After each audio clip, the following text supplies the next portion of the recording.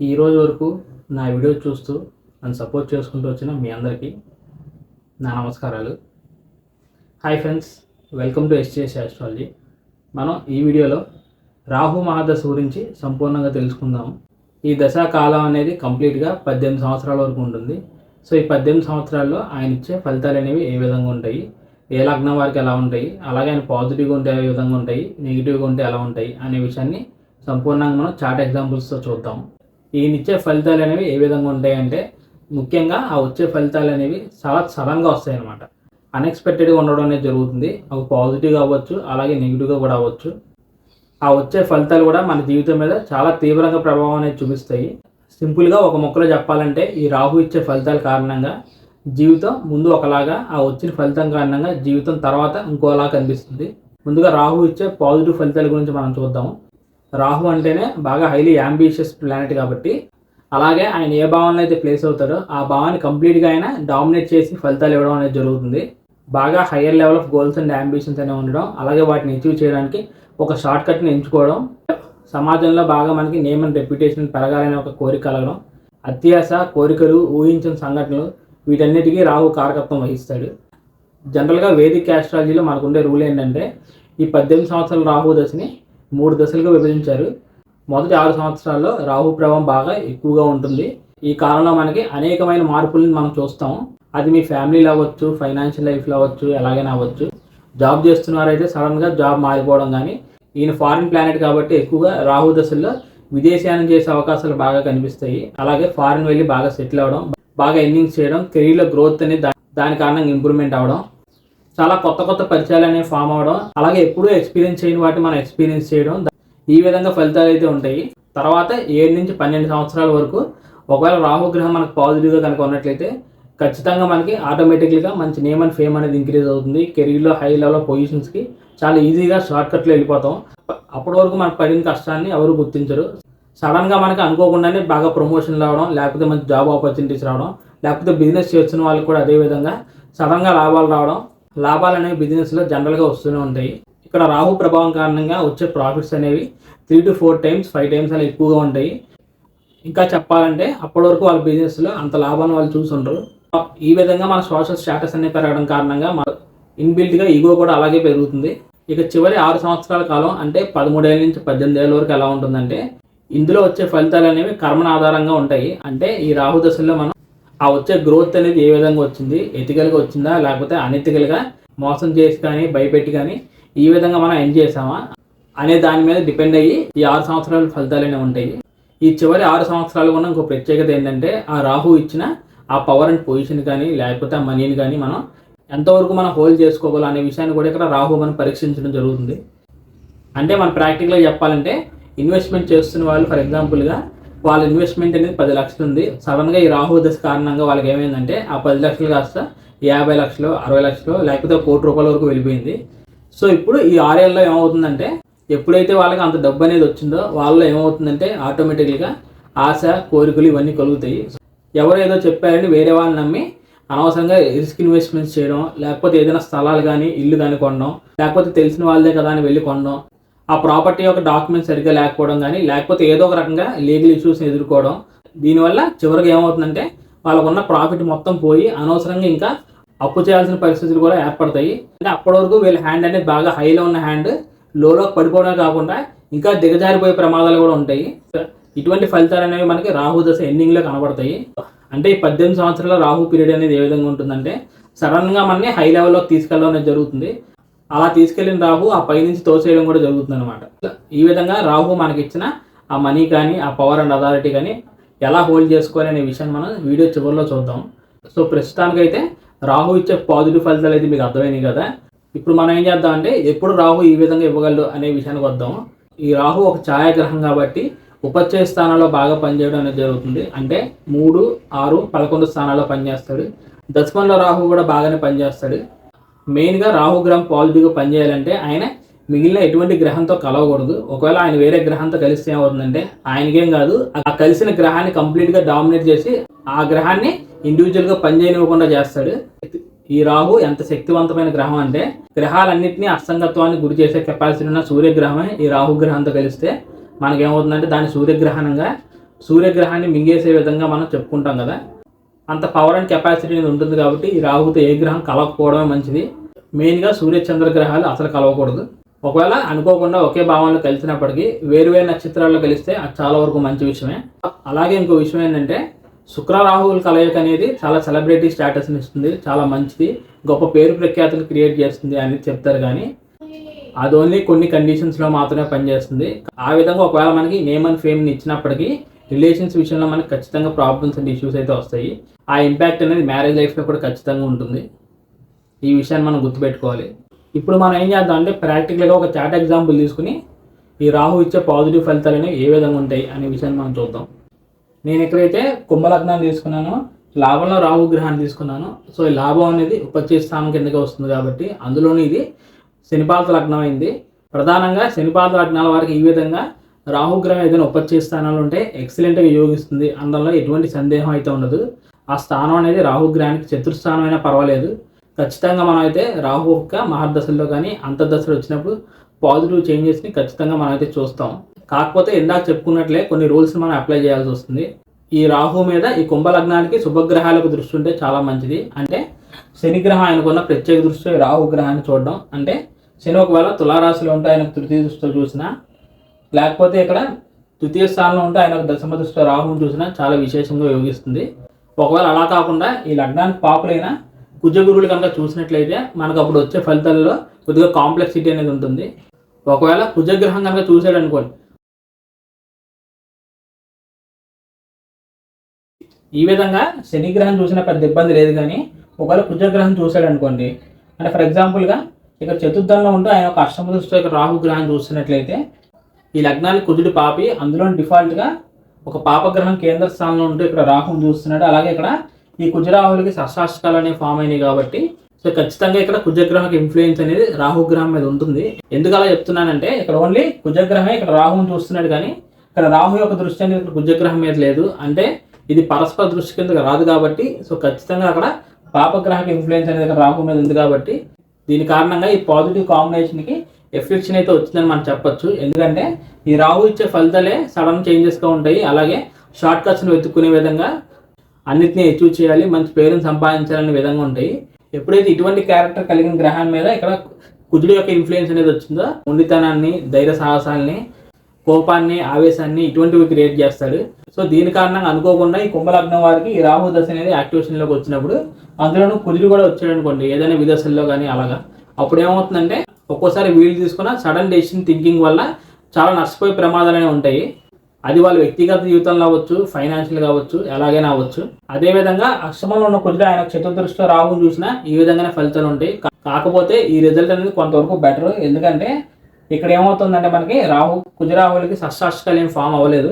ఇప్పుడు అలా కాకుండా గురుగ్రహం రాహుగ్రహం చూస్తే ఏమవుతుందో ఒకసారి మనం చూద్దాం. ఈ కుంభలగ్నానికి గురుగ్రహం కూడా పాపగ్రహమే. కాకపోతే ఇక్కడ మనకు వచ్చిన గొప్ప అడ్వాంటేజ్ ఏంటంటే ఈ రాహు ఇక్కడ గురు యొక్క రాశిలో ఉన్నాడు. సో ఎప్పుడైతే రాహుగ్రహం గురు యొక్క రాశిలో ఉండి డైరెక్ట్గా గురుగ్రహం చేత వీక్షించబడతాడో ఈ గురుగ్రహం ఈ రాహుని అయితే ఎఫెక్ట్ అనేది చేయదు. ఎందుకంటే 11వ స్థానం అనేది ఆయన సొంత స్థానం. సో ఇక్కడ ఆయన స్థానాన్ని ఆయన చూసుకున్నాడు కాబట్టి 11th హౌస్కి ఇంకా బాగా ప్రొటెక్షన్ అనేది వచ్చిందని మనం చెప్పొచ్చు. దానితోడు ఇంకా ఈ రాహు తీసుకునే సడన్ డెసిషన్స్ కానీ లేకపోతే అలా షార్ట్ కట్స్లో వెళ్ళి ఇంకా రిస్క్ చేయడం, అటువంటి నెగిటివ్ థింగ్స్ని ఈ గురుగ్రహం ఇంకా కంట్రోల్ చేయడం జరుగుతుంది. అలాగే ఒకసారి మనం బోర్డు మీద ఉన్న కాంబినేషన్ అబ్జర్వ్ చేసినట్లయితే ఇక్కడ గురువు తృతీయంలో ఉన్నప్పటికీ సప్తమంలో ఉన్నప్పటికీ ఈ గురు రాహుల మధ్య పరస్పర దృష్టి అనేది ఫామ్ అవుతుంది. తృతీయంలో గురువు ఉంటే గురువు యొక్క నవమ దృష్టి అనేది రాహు మీద ఉంది. అదేవిధంగా రాహు యొక్క నవమ దృష్టి అనేది కూడా గురువు మీద ఉంది. రాహు ఇక్కడ అపసవ్యంలో వెళ్తూ ఉంటాడు కాబట్టి ఆయన యొక్క దృష్టి మనం ఇలా రివర్స్లో తీసుకోవాలి. గురువు సప్తమంలో కనుక ఉన్నట్లయితే గురువు యొక్క పంచమ దృష్టి అనేది రాహు మీద ఉంది. అలాగే రివర్స్లో రాహు యొక్క పంచమ దృష్టి అనేది కూడా గురువు మీద ఉంది. అల్టిమేట్గా మనకి ఇక్కడ గురు రాహుల యొక్క పరస్పర దృష్టి అనే కాన్సెప్ట్ అనేది ఇక్కడ మనకు వచ్చింది. అలాగే ఇక్కడ రాహుగ్రహం గురుగ్రహం యొక్క రాశిలో ఉన్నాడు కాబట్టి గురుగ్రహం ఈ లగ్నానికి పాప అయినప్పటికీ ఈ కాంబినేషన్ అనేది ఇంకా చాలా పాజిటివ్గా పనిచేస్తుంది తప్ప మనకి ఎటువంటి ఇబ్బంది అనేది ఉండదు అనేది మనం అర్థం చేసుకోవచ్చు. దీన్ని బట్టి మనం ఏం అర్థం చేసుకోవచ్చు అంటే పాపగ్రహ దృష్టి అనేది ఎప్పుడూ పాపత్వాన్ని ఇవ్వదు అనే విషయాన్ని కూడా మనం అర్థం చేసుకోవచ్చు. సో 11th హౌస్ ఇచ్చే ఫలితాలు ఏంటి? గెయిన్స్ని, సోషల్ సర్కిల్లో మన పేరుని, ప్రఖ్యాతుల్ని, మనకున్న higher level of goals and అంబిషన్స్ని రీచ్ అవ్వడం, ఇటువంటి వాటిని ఇస్తుంది కదా. ఈ దశలైనా వచ్చినప్పుడు చాలా బాగా ఫైనాన్షియల్ గెయిన్స్ అనేవి ఇంప్రూవ్మెంట్ అవ్వడం, అప్పటి వరకు వాళ్ళు చేస్తున్న ఇన్వెస్ట్మెంట్స్ అన్ని హై లెవెల్లోకి వెళ్ళడం, కానీ అనుకోకుండా ప్రాపర్టీస్ అనేవి వాళ్ళు కొనడం, అలాగే సొసైటీలో వాళ్ళ నేమ్ అండ్ ఫేమ్ అనేది ఇంక్రీజ్ అవ్వడం, ఈ విధంగా వ్యక్తిగతంగా ఫైనాన్షియల్గా వాళ్ళకి మంచి అభివృద్ధి అయితే కనిపిస్తుంది అనమాట. సో ఇప్పటివరకు అయితే మీకు పాజిటివ్ ఫలితాలు అర్థమైనాయి కదా. ఇప్పుడు నెగిటివ్ ఫలితాల్లోకి వెళ్దాం. రాహు ఎప్పుడు నెగిటివ్గా పనిచేస్తాడు అనే విషయానికి వచ్చినట్లయితే, ప్రధానంగా ఈ రాహు గ్రహం ఈ ఉపచయ స్థానాల్లో కాకుండా ఇంకా ఏ స్థానంలో ఉన్నా జనరల్గా ఒక రకంగా ఇబ్బంది అనేది చెప్పొచ్చు అనమాట. అందులోనూ ప్రధానంగా దుస్థానాలైన 8, 12 స్థానాలు ఉంటే ఇంకా తీవ్రంగా రాహుగ్రహం నెగిటివ్గా పనిచేయడానికి జరుగుతుంది. అది ఒక్కోసారి శనిపాత లగ్నాల వారికి రాహుగ్రహం శుభుడైనప్పటికీ, ఒకవేళ అష్టమ రాహు కానీ వ్యయ రాహు కానీ రాహు వాళ్ళని అనేక రకాలుగా ఇబ్బంది పెట్టడం జరుగుతుంది. 12వ స్థానంలో రాహు ప్లేస్మెంట్ అనేది విదేశాల వరకు మంచి ప్లేస్మెంటే. ఈ ప్లేస్మెంట్ అనేది ఎవరికైతే బలంగా ఉంటుందో వాళ్ళకి పర్మనెంట్ ఫారెన్ సెటిల్మెంట్ని రాహు ఇచ్చే అవకాశాలు కూడా ఉంటాయి. ప్రధానంగా గురుపాత లగ్నాల వారికి కేంద్ర స్థానాల్లో రాహు ఉన్న ఇబ్బందే. అంటే కేంద్రాలు అంటే 1, 10 స్థానాలు కొంతవరకు పర్లేదు, కానీ 4వ స్థానంలో కానీ 7వ స్థానంలో కానీ రాహు కనుక ఉన్నట్లయితే ఆ హౌసెస్ని కూడా రాహుగ్రహం స్పాయిల్ చేయడం జరుగుతుంది. చతుర్థ రాహు ఒక్కోసారి ఏం చేస్తాడంటే మన సొంత ఇంటికి కానీ మదర్కి కానీ బాగా దూరంగా ఉండడం, మదర్తో రిలేషన్ సరిగ్గా ఉండకపోవడం, సొంత ఇల్లు కట్టుకోలేకపోవడం, ఇటువంటివి క్రియేట్ చేస్తాడు. అలాగే సప్తమ రాహు అయితే రిలేషన్స్ విషయంలో బాగా ప్రాబ్లమ్స్ అండ్ ఇష్యూస్ క్రియేట్ చేస్తాడు. మ్యారేజ్ లైఫ్ మీద ఈ కాంబినేషన్ అనేది కొద్దిగా నెగిటివ్గా ఇంపాక్ట్ చేస్తుంది. ఒక్కోసారి సప్తమాధిపతి కూడా ఎఫెక్ట్స్ని గురైతే ఇంకా ఎక్స్ట్రా మ్యారిటల్ అఫైర్స్ కూడా ఫామ్ అవుతాయి. ఒకవేళ కోణ స్థానంలో రాహు కనుక ఉన్నట్లయితే ఆ ప్లేస్మెంట్ అనేది కొంతవరకు పర్వాలేదు, కానీ ఒక్కోసారి ఆ భావానికి సంబంధించిన ప్రధాన కారకత్వాల మీద నెగిటివ్గా ప్రభావం చూపించే అవకాశాలనే ఉంటాయి. అంటే ఫర్ ఎగ్జాంపుల్గా పంచమ రాహు అనుకోండి, మనకి అద్భుతమైన క్రియేటివిటీ అండ్ ఇంటెలిజెన్స్ని రాహు ఇస్తాడు, కానీ పంచమ స్థానానికి ప్రధాన కారకత్వమైన సంతానం విషయంలో మన ఇబ్బంది పెట్టేదానికి అవకాశాలనే ఉంటాయి. సంతానం కలవడం లేట్ అవ్వచ్చు. ఈ పంచమ స్థానాన్ని లవ్ లైఫ్ని కూడా ఇండికేట్ చేస్తుంది కాబట్టి ఇటువంటి స్థానంలో రాహు ఉండడం కారణంగా మల్టిపుల్ అఫైర్స్ అనేవి క్రియేట్ అవ్వడం, లేకపోతే లవ్ ఫెయిల్యూర్స్ అవ్వడం, ఒక మంచి రిలేషన్ అనేది వీళ్ళకి దొరకడం కష్టంగా మారచ్చు. ఈ విధంగా మొత్తం మీద మనకి శారీరకంగా కన్నా మానసికమైన ఒత్తిడిని క్రియేట్ చేయడమే అక్కడ రాహు టార్గెట్గా మారుతుంది అనమాట. ఇప్పుడు రాహు ఏ స్థానాల్లో ఉంటే నెగిటివ్గా ఫలితాలు ఇస్తాడనే విషయం అర్థమైంది కదా. ఇప్పుడు ఆ వచ్చే నెగిటివ్ ఫలితాలు అనేవి ఏ విధంగా ఉంటాయి అనేది మనం చూద్దాం. సడన్గా ఎక్కడ ఉన్న మనని కింద పడేయడం జరుగుతుంది, అంటే సడన్ ఫాల్ అంటారు కదా. ఆ విధంగా వ్యక్తిగత జీవితంలో కానీ ఆర్థికంగా కానీ మనం బాగా డౌన్ఫాల్ అయ్యే ప్రమాదాలు అనేవి ఉంటాయి. ఒకవేళ రాహు ప్లేస్మెంట్ అనేది దుస్థానాల్లో ఉంటూ ఇంకా పాపగ్రహాలు చేత చూడబడ్డాడు అనుకోండి, ఒకేసారి సడన్గా అనేక రకాల ప్రాబ్లమ్స్ అండ్ ఇష్యూస్ అనేవి మనకు క్రియేట్ అవుతాయి. అంటే ఏదో అంటూ ఉంటారు కదా అష్టదిగ్బంధనం అని. సో ఆ విధంగా అన్ని రకాలుగా అన్ని ఏరియాస్లో మనం లాక్ అయిపోతాం, ఏమీ చేయలేని పరిస్థితి అనేది ఫామ్ అవుతుంది. కొన్ని ఎగ్జాంపుల్స్ చెప్పాలంటే ఫైనాన్షియల్గా బాగా వీక్ అయిపోవడం, అంటే చేస్తున్న ఉద్యోగం మానేయడం, లేకపోతే అనుకోని కారణాల వల్ల పోవడం, కానీ అలాగే ఫ్యామిలీ విషయంలో బాగా గొడవలు ఇష్యూస్ అనేవి క్రియేట్ అవ్వడం, సడన్గా ఏదో కారణం వల్ల గొడవలు రావడం, ఆ గొడవలు అనేవి ఒక్కోసారి లీగల్ ఇష్యూస్ వరకు వెళ్ళడం. ఈ విధంగా అటు ఫ్యామిలీ పరంగా ఫైనాన్షియల్ పరంగా ఎటువంటి సపోర్ట్ అనేది ఆ పర్సన్స్కి రాదు. నేనైతే మిమ్మల్ని ఏదో భయపడడానికి ఇటువంటి విషయాలు చెప్పట్లేదు. ఆల్రెడీ రాహు దశలో ఎక్స్పీరియన్స్ చేసిన పర్సన్స్ ఎవరైనా ఈ వీడియో కనుక చూస్తున్నట్లయితే వాళ్ళు కమెంట్ చేయండి. మీ వ్యక్తిగత వివరాలు చెప్పకుండా కమెంట్ సెక్షన్లో మీరు తెలియజేయచ్చు. ఇప్పుడు మనం ఏం చేద్దాం అంటే ప్రాక్టికల్గా ఒక చార్ట్ ఎగ్జాంపుల్ తీసుకుని రాహు ఎప్పుడు నెగిటివ్గా పనిచేస్తాడు అనే విషయాన్ని చూద్దాం. నేను ఇక్కడైతే వృశ్చిక లగ్నం తీసుకున్నాను, అష్టమ స్థానంలో శని రాహు గ్రహాన్ని తీసుకున్నాను. సో బేసికల్గా ఈ లగ్నానికే ఈ 2 గ్రహాలు పాపగ్రహాలు, అందులోని ఈ 2 గ్రహాలు వెళ్ళి ఇక్కడ దుస్థానమైన 8వ స్థానంలో ఉండడం జరిగింది. ఇదైతే ఈ లగ్నం వారికి అసలు మంచి విషయం కాదు. ఓన్లీ రాహువే కాదు, శని మహాదశలు కానీ శని యొక్క అంతర్దశలు కానీ వచ్చిన వీళ్ళకి చాలా రకాలుగా అనేకమైన విషయాల్లో సడన్గా ఇబ్బందులు ప్రాబ్లమ్స్ అనేవి కలుగుతాయి. అందులో ప్రధానంగా నేను చెప్పాల్సిన ఒక ముఖ్యమైన విషయం ఏంటంటే, గురుపాత లగ్నాల వారికి ఎప్పుడైతే శనిలో రాహువు కానీ లేకపోతే రాహువులో శని కానీ ఈ దశలు కనుక వస్తాయో, ఆ 2 గ్రహాలు ఈ లగ్నాల వారికి అత్యంత పాపగ్రహాలు కాబట్టి ఒక్కోసారి వీళ్ళ ప్లేస్మెంట్ అనేది బాగున్నప్పటికీ మనకి నెగిటివ్ రిజల్ట్స్ అనేవి తప్పవు. ఇక్కడ మనం తీసుకున్నట్లుగా ప్లేస్మెంట్ అనేది బాగా నెగిటివ్గా ఉంటూ అందులోనూ ఈ 2 గ్రహాలు ఇక్కడ కలిసినవి. అష్టమ భావం అంటేనే బాగా సడన్ చేంజెస్ని, మన ఆయుష్ గురించి, అత్తగారింటి గురించి, వీటి గురించి ఇండికేట్ చేస్తుంది. సో ఎప్పుడైతే ఇటువంటి కాంబినేషన్స్ అనేవి కలిగి మనకి ఈ 2 గ్రహాల దశలు కనుక వచ్చినట్లయితే ఈ పర్సన్స్ అనే వాళ్ళకి ఏమవుతుందంటే సడన్గా నెగిటివ్ ఫలితాలు అనేవి వీళ్ళకి వస్తాయి. అంటే ఏదైనా యాక్సిడెంట్ జరగడం, సర్జరీస్లోకి ఇన్వాల్వ్ అవ్వడం, ఫ్యామిలీ రిలేషన్స్ అనేవి దూరం అవ్వడం, ఫైనాన్షియల్గా బాగా నష్టపోవడం, ఇటువంటి నెగిటివ్ ఫలితాలు మనకు వస్తాయి. ఎప్పుడైతే మనకి ఇటువంటి హైలీ నెగిటివ్ కాంబినేషన్స్ ఉంటాయో, ఒకవేళ మన లగ్నానికి శుభగ్రహాలకు దృష్టి అనేది ఈ 2 గ్రహాల మీద ఉన్నప్పటికీ అది ఎంతవరకు పనిచేస్తుంది అనే విషయం మనం చెప్పలేము. ఓన్లీ ఒక శుభగ్రహం అయితే ఈ 2 గ్రహాన్ని డామినేట్ చేయలేదు కదా వాళ్ళ యొక్క దృష్టిని ఉపయోగించి. అందులోనూ శని రాహు గ్రహాలు అంటేనే బాగా పవర్ఫుల్ ప్లానెట్స్. అందుకనే ఫైనల్గా నేను చెప్పే విషయం ఏంటంటే, ఇటువంటి దశలైనా వచ్చినప్పుడు మనం ఖచ్చితంగా రాహు గ్రహానికైతే మనం పరిహారాలు చేయాలి. జపాలు దానాలు చేయడం అనేది ఇంకా మంచి విషయంగా మనం చెప్పొచ్చు. అలాగే ఓన్లీ అవి చేసి కూర్చోవడం మాత్రమే కాదు, డైలీ మనం ఈ రాహుగ్రహానికి సంబంధించిన మనకు వీలైనంత పరిహారాలు చేయాలి. అంటే రాహుగ్రహ స్తోత్రాలు చదువుకోవడం, దుర్గాదేవిని ఆరాధించడం, ఈ విధంగా ప్రతిరోజు చేస్తున్నట్లయితే ఆయనకు నెగిటివ్ ప్రభావం అనేది కొంతవరకు తగ్గుతుంది. ఎప్పటివరకు ఈ రాహుగ్రహం ఇచ్చే పాజిటివ్ ఫలితాలని, నెగిటివ్ ఫలితాన్ని మనం చూసాం. అలాగే ఈ రాహు మహాదశలో మనం తెలుసుకోవాల్సిన ఒక విషయం ఏంటంటే ఈ దశా కాలం అనేది 18 సంవత్సరాలు. కానీ నేను ఓన్లీ రాహుగ్రహాన్ని తీసుకుని మాత్రమే, ఇలా కొన్ని గ్రహాలను తీసుకుని మాత్రమే ఫలితాలను చెప్పాను. మరి అంతర్దశ మీద కూడా ఫలితాలు ఆధారపడి ఉంటాయి కదా అనే డౌట్ అనేది మీకు రావచ్చు. రాహు మహాదశలో రాహు అంతర్దశ అనేది రాహు పాజిటివ్ ఉంటే ఫలితాలనే పాజిటివ్ ఉంటాయి, నెగిటివ్ ఉంటే నెగిటివ్ ఉంటాయి, మనం అయితే డైరెక్ట్గా చెప్పేయచ్చు. ఒకవేళ రాహులో గురువు యొక్క దశ అనేది వచ్చినప్పుడు ఫలితాలు ఎలా ఉంటాయి అనే విషయాన్ని మనం చెప్పాలంటే, ఇప్పుడు రాహు పాజిటివ్ ఉండి గురువు నెగిటివ్ ఉంటే ఫలితాలు మిక్స్డ్గా ఉంటాయి. 2 గ్రహాలు పాజిటివ్ ఉంటే ఫలితాలన్నీ అద్భుతంగా ఉంటాయి. 2 గ్రహాలు నెగిటివ్గా ఉన్నాయనుకోండి, అప్పుడు ఫలితాలు బాగా నెగిటివ్గా రిజల్ట్స్ అనేవి ఉంటాయని మనం అర్థం చేసుకోవచ్చు. జనరల్గా రాహు మహాదశలో గురువు యొక్క అంతర్దశ అనేది ఇటు గురుపాద లగ్నాల వరకు అయితే గురువు శుభుడవుతాడు, ఇటు శనిపాద లగ్నాల వరకు అయితే రాహు శుభుడవుతాడు. డిఫాల్ట్గా మనం అలా లగ్నాన్ని ఆధారంగా తీసుకుని, సో ఇందాక చెప్పిన విధంగానే కుంభలగ్నాన్ని ఎగ్జాంపుల్గా తీసుకున్నాం. ఇప్పుడు ఈ లగ్నానికి రాహు శుభుడు గురువు పాపి కదా, సో ఇక్కడ మనం ఏం చేసామంటే గురువు యొక్క ప్లేస్మెంట్ని ఏ విధంగా తీసుకుని రాహుని 11లో తీసుకున్నాము. గురువు ఇక్కడ తృతీయంలో ఉండడం వల్ల గురువు నెగిటివ్గా ఉన్నాడు, సో ఈ దశ అనేది పనిచేయదు అనేది మనం చెప్పకూడదు. ఇందాక మనం ఏం అబ్జర్వ్ చేసామంటే ఇక్కడ గురువు యొక్క దృష్టి అనేది రాహు మీద ఉంది, వీళ్ళిద్దరి మధ్య పరస్పర దృష్టి అనేది ఫామ్ అయింది. దీనివల్ల 11వ స్థానానికి అడ్వాంటేజ్ అని ఈ విధంగా చెప్పుకుంటూ వచ్చాం కదా. సో ఆ విధంగానే మన పాపగ్రహమైనా శుభగ్రహమైనా అసలు ఒరిజినల్గా చాట్లో మనకి ఎలా ఉంది అనే దాని మీదే మనకి ఫలితాలు అనేవి ఆధారపడి ఉంటాయి. ఇదే ఫార్ములాని మీరు అంతర్దశలో వచ్చే ప్రతి గ్రహం మీద అప్లై చేసుకుంటూ వెళ్ళండి. అలాగే చివరిగా ఇంకో ముఖ్యమైన విషయం ఏంటంటే, మన వీడియో స్టార్టింగ్లో ఏం డిస్కస్ చేసామంటే ఈ రాహు ఇచ్చే ఆ ఫైనాన్షియల్గా ప్రాఫిట్ని కానీ, power and authority, name and ఫేమ్ని ఎలా హోల్డ్ చేసుకోవాలి మనం సడన్ ఫాలో అవ్వకుండా అనే విషయాన్ని వీడియో చివరిలో చెప్తానన్నా కదా.